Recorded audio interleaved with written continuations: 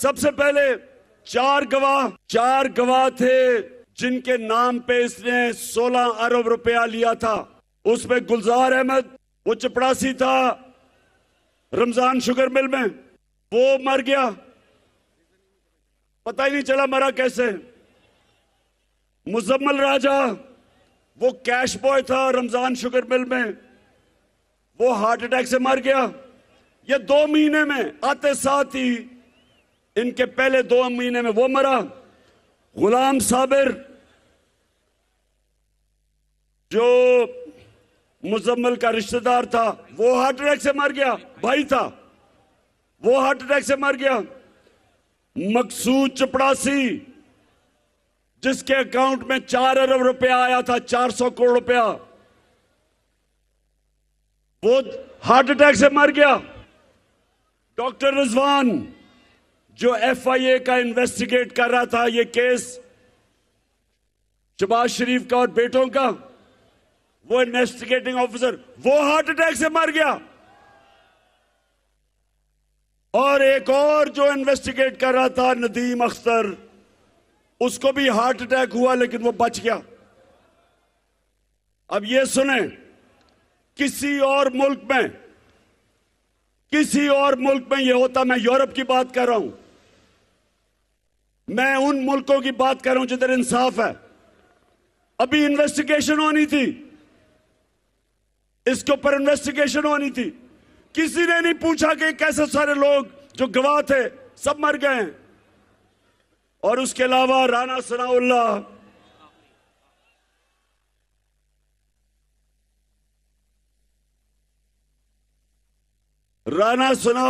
का एक officer corruption में इन्वेस्टिगेट कर रहा था, उसका नाम था इमरान रजा। पता चला जी वो खुदकुशी उसने कर दी है, कोई इन्वेस्टिगेट नहीं हुआ। मैं ये आपके सामने क्यों कह रहा हूं कि कभी भी हमारा मुल्क तरक्की नहीं कर सकता जब तक यहां इंसाफ ना हो, जब तक ताकतवर को कानून के नीचे ना लेके आए। मैंने 3.5 साल जो मैं इक़्तिदार में था, पूरी कोशिश की कि बड़े बड़े इस मुल्क के जो मुजरिम और डाकू जो 30 साल से इस मुल्क को लूट रहे थे, मैंने पूरी कोशिश की कि किसी तरह इनको सजा हो, लेकिन खुफिया हाथ थे, इनको सजा नहीं होती थी। कभी जज बेंच टूट जाता था, कभी कमर में दर्द हो जाती थी किसी की, केस लंबा चल जाता था। हम कुछ नहीं कर सके क्योंकि नैब मेरे हाथ में नहीं थी। जो नैब कंट्रोल कर रहे थे उन्होंने इन चोरों को बचाया जो आज हमारे ऊपर मुसल्लत किए हुए हैं। और जब से ये आए हैं, राह वाली ये सुन लो, जब से यहां किसान है, ये चावल का इलाका है, किसानों को आज पता है कि हमारे वक्त पे डीजल जो ट्यूबवेल पे इस्तेमाल होता है, ट्रैक्टर पे इस्तेमाल होता है,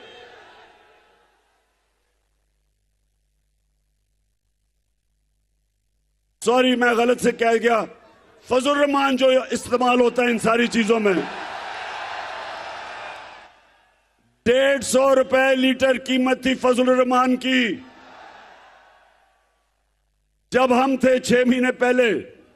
आज 236 रुपए पे फजल की कीमत ऊपर चली गई है। पेट्रोल वो भी 150 रुपए लीटर। तो ये जो सारी महंगाई हुई है, ये जब से चोर ऊपर मुसल्लत किए गए हैं। बिजली के बिल जो लोगों के पास आ रहे हैं, सबको सवाल पूछना चाहिए कि कौन सी क़यामत आई 6 महीने में कि सारी चीजें महंगी हो गई।